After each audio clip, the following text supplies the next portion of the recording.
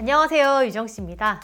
제가 지난 영상에서 블로그 일방문자 1,300명까지 키우면서 느낀 진짜 현실적으로 직장인이 블로그 체험단으로 한 달에 받을 수 있는 혜택과 금액에 대해서 이야기를 드렸어요. 그리고 블로그 일방문자 100명도 체험단 할 수 있는 꿀팁, 블로그 체험단 하시고 계신 분들이 유용하게 쓸 수 있는 블로그 체험단 관리 양식까지 공유 드렸습니다. 혹시 안 보고 오셨다면 쓱 한번 보시고 오는 것도 추천드릴게요. 오늘은 이 체험단을 신청할 때 주의해야 할 사항에 대해서 얘기를 해보려고 해요. 체험단을 잘 쓰면 내 생활비도 아끼고 내가 평소에 해보고 싶었던 체험 같은 것도 무료로 해볼 수 있는 좋은 기회가 되지만 잘못 신청하면 시간 쓰고 체력 쓰고 그리고 오히려 생활비를 까먹을 수 있는 문제가 생기기도 하거든요. 오늘 영상 끝까지 보시고 조금 더 현명하게 블로그 체험단 하는 방법 알아가셨으면 좋겠습니다. 제가 블로그 체험단을 신청할 때 가장 신경을 많이 쓰는 건 위치예요. 내 직장 근처에서 체험단을 하면 물론 가장 좋겠죠. 하지만 우리가 강남역, 홍대 입구역 앞에 살지 않는 이상 넘어지면 코 닿을 곳에 체험단 매장이 있는 경우는 거의 없을 거예요. 근데 내가 블로그 체험단을 하기 위해서 너무 많이 이동을 해야 하거나 또는 이동 시간이 너무 많이 걸리는 경우 내가 식비 몇만 원 아낄 수 있겠지만 나의 교통비도 많이 들어가고 그리고 무엇보다 가장 중요한 내 시간을 많이 잃게 될 거예요. 그런 건 오히려 손해거든요. 내가 그 체험단 매장이 있는 근처에 갈 일이 있고 시간과 일정이 딱딱 맞다 그러면 당연히 너무 좋은 체험단이 될 수 있겠지만 제공받는 서비스 금액 대비해서 나의 이동 시간이나 그런 교통비 같은 것들이 너무 많다면 그 체험단은 안 하시는 게 오히려 더 좋아요. 저는 제 이동 반경 내에서 도보로 15분, 그리고 차로는 한 20분 정도. 대중교통을 이용할 때는 걷는 시간 포함해서 30분이 넘어가게 되면 그 체험단은 보통 신청을 하지 않습니다. 저도 체험단을 굉장히 많이 해보면서 이런 저만의 기준이 생긴 건데 여러분도 어떤 기준을 가지고 체험단을 선택하시면 좋을 것 같아요. 블로그 체험단을 하는 매장의 위치가 괜찮다고 생각이 되면 그 다음으로 보는 것은 체험단을 체험할 수 있는 시간대입니다. 사장님들이 블로그 체험단으로 광고를 하신다고 하더라도 막 엄청 손님이 몰리는 주말이라든지 아니면 완전 점심 피크타임이라든지 저녁 피크타임엔 블로그 체험단을 좀 부르기 힘드실 수도 있어요. 왜냐면 블로그 체험단을 하러 가면 글 좀 잘 써달라고 예쁘게 말 한마디라도 좀 해주시고 싶을 거고 그리고 손님이 좀 없을 때 와야 매장 사진도 좀 더 널찍하게 모자이크 없이 찍을 수 있을 건데 막 손님이 너무 많으면 사장님도 정신없고 매장을 찍었을 때도 사람이 너무 많고 붐벼 보이니까 이게 오히려 좋은 건가? 라는 생각이 드실 수 있거든요.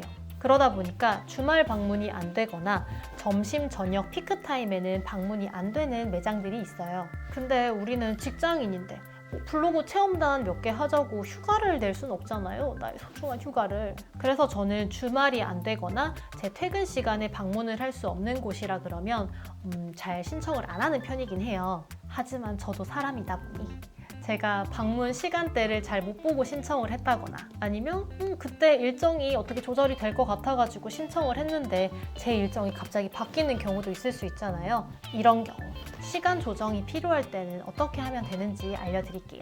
이런 경우는 몇 가지 해결 방법이 있어요.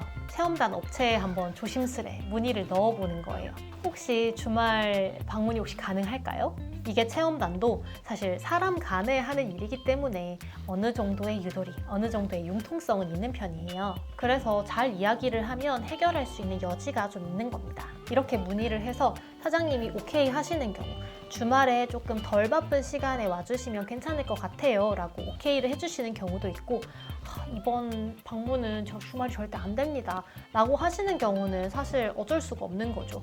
이건 업체에서 이미 체험단을 받을 때 조건으로 내걸었던 거기 때문에 주말이 안 된다고 했는데 그거를 어거지로 막 해달라고 하는 건 좀 예의가 아닌 것 같아요. 그리고 체험단을 신청해서 당첨이 됐는데 이 체험단은 무조건 평일에만 해야 되는 거예요. 근데 내가 딱 일정을 보니까 이 체험단 포스팅 기간 거기서 한 3일 뒤쯤에 내가 휴가를 낼 예정인 거예요. 그래서 그날 갈 수 있을 것 같다. 그러면 체험단 측에 문의를 해볼 수도 있어요. 제가 개인적인 사정으로 인해서 방문 일정과 포스팅 일정을 좀 미룰 수 있을까요? 라고 문의를 해보는 거예요. 내가 신제품을 받아서 포스팅 일정이 무조건 정해져 있는 경우다. 또는 팝업 스토어라든지 이런 걸 가게 됐는데 거기가 무조건 오픈 전에 와야 하는 곳이다. 이런 경우가 아니라 맛집이나 미용실 같은 경우에는 사전에 일정 협의를 하면 연장을 오케이 해주는 곳도 많아요. 긴급할 때는 이 방법을 쓰시는 걸 추천드립니다. 내가 체험단에 당첨이 됐는데 방문도 안 하고 포스팅도 안 한다. 이거는 약속을 어긴 거잖아요. 그렇게 되면 그 마케팅 대행사에서는 블로거에게 페널티를 먹일 수밖에 없기 때문에 우리가 계속 체험단을 해 나갈 거라면 약속은 꼭 지켜주는 게 좋을 것 같고, 부득이한 경우에는 이렇게 조절을 해보는 것도 방법이에요. 그리고 마지막으로 도저히 아무리 봐도 방문 일정이 안 나올 것 같을 때, 이 경우에는 마케팅 대행사의 취소 기준에 맞춰서 체험단 취소를 하시는 것도 방법이에요. 업체마다 기준이 다르긴 한데 일반적으로는 광고주와 미리 문자나 전화 연락을 해서 합의를 하고 대행사에다가 이야기를 하면 별도의 페널티 없이 취소를 해주는 경우도 많아요. 우리가 못하겠다 또는 연장을 했으면 좋겠다 이런 것들을 미리 알려주기만 하면 다른 블로거 분들을 섭외를 하신다거나 어떤 방법을 낼 수가 있는데, 우리가 막 일정 다 돼서 연락해서 좀 못 가겠는데요? 한다든지 아니면 무단으로 취소를 한다든지 하게 되면 업무에 지장이 생기는 거기 때문에 이 부분은 사전에 공유를 해주시면 서로 조율이 가능한 부분이니까 참고하셔서 블로그 체험단을 신청하셨으면 좋겠습니다. 블로그 체험단을 보면 이게 어떤 메뉴가 아니라 금액대로 지원을 해주는 경우가 있어요. 이 금액대로 지원을 해주는 경우 함께 보셔야 할 건 그 매장 메뉴의 평균 가격대를 보셔야 해요. 예를 들어 2인 방문해서 4만 원 정도를 지원해준다고 쳐볼게요. 근데 그 매장의 메뉴 평균 가격이 24,000원이에요. 그러면 2명에서 밥을 먹으면 48,000원이고 음료수 같은 거 하나 시키면 한 5만 원 정도 될 거잖아요. 그러면 내가 블로그 체험단을 갔지만 나는 10,000원을 내야 하는 거죠. 근데 사실 이 경우는 내가 맛있는 음식을 10,000원에 먹었구나 라고 좋게 생각할 수도 있어요. 근데 예를 들어서 어떤 고급 식당에서 20만 원치를 서비스로 제공해준다고 해볼게요. 근데 보니까 여기에 메뉴가 하나에 막 한 7, 8만 원 정도 하는 거예요. 그러면은 2인분에다가 음료수 하나 시키면 되겠다 하면은 딱 맞을 수도 있지만, 필수 주문 대역에 무조건 와인을 한 병 시켜야 한다. 근데 나는 술을 안 마시는데 와인이 한 병에 한 6만 원. 그리고 음식을 주문하면 2인분 시키니까 한 14만 원 해가지고 20만 원이 끝나는 거예요. 근데 여기에 사이드를 시킨다거나 아니면 양이 부족해서 1인분을 더 시키게 되면 생활비 아끼러 나왔다가 생활비 더 쓰는 경우가 생깁니다. 집에서 밥 해 먹었으면 2만 원이었으면 끝날 게 체험단 나오면서 교통비 쓰고, 내가 사이드 메뉴나 아니면 메뉴 1인분을 더 시켜서 막 7, 8만 원씩 더 나갈 수도 있다는 거예요. 그렇기 때문에 메뉴로 지정해서 서비스를 제공하는 게 아니라 금액대로 서비스를 제공하는 곳은 그 매장의 메뉴를 꼭 확인해 보시고 가격대도 함께 꼭 확인해 보시길 바랄게요. 그 다음으로 말씀드릴 부분은 빈도입니다. 이건 미용실 체험단을 할 때 좀 주의를 하셔야 하는 부분이에요. 제가 일방문자 500명이 넘어가면서부터는 체험단을 신청했을 때 당첨률이 정말 너무 많이 높아지더라고요. 그러면서 거의 펌, 염색, 클리닉 이런 건 다 체험단으로 받았어요. 근데 그러던 와중 제가 펌을 한번 받았는데 이게 매장에서 딱 펌을 받았을 때는 진짜 너무 예쁘게 나왔는데 집에 와서 머리 한번 감고 내가 이렇게 손질을 해보려고 하니까 너무 어려운 거예요. 제가 진짜 완전 개동손이거든요. 손으로 할 수 있는 게 엑셀이랑 PPT밖에 없어. 그래서 좀 더 관리 편한 펌으로 다시 받아야겠다 라는 생각이 들어서 아무 생각 없이 미용실 체험단을 신청을 하게 됩니다. 미용실 원장님은 정말 긋고 말리셨어요. 한 달 만에 펌을 다시 하면 진짜 머리카락이 너무너무 많이 상한다.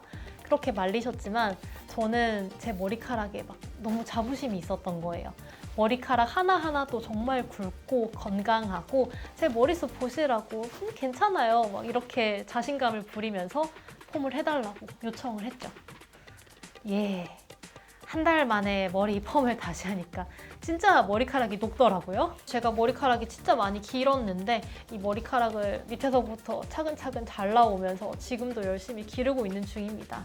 아마 한 2달 정도 뒤에 머리를 다시 길러서 펌을 예쁘게 할 수 있지 않을까 싶어요. 그래서 저 같은 경우는 뷰티 관련 체험단은 빈도를 정해두고 그 그 빈도보다 좀 더 띄엄띄엄 신청을 하는 편이에요. 뿌리 염색은 한 달에 한 번을 기준으로 하고 있고 전체 염색은 2달에 한 번, 펌은 4개월에 한 번을 기준으로 지금 두고 있습니다. 피부 에스테틱 같은 경우도 피부 건강 상태에 따라 다르겠지만 한 3, 4주에 한 번 정도의 빈도는 좀 넘으려고 해요. 오늘은 제가 블로그 일방문자 1,300명대까지 키우면서 체험단을 여러 개를 해보면서 느낀 블로그 체험단을 좀 더 현명하게 할 수 있는 방법에 대해서 내용을 공유드렸어요. 이런 저의 꿀팁들을 참고하셔서 올해는 블로그 해봐야지 라고 생각해보신 분들이라면 고정 댓글에 남겨져 있는 신청 방법으로 신청을 해주시면 블로그 체험단 사이트 그리고 블로그 체험단 관리 양식과 초보 블로거분들이 궁금해할 만한 7가지 질문을 정리해둔 노션 양식을 공유드릴게요. 오늘의 영상이 도움이 되셨다면 구독, 좋아요, 댓글 부탁드리고요. 블로그 체험단으로 알뜰살뜰 생활비를 아끼시는 여러분들 되셨으면 좋겠습니다. 감사합니다.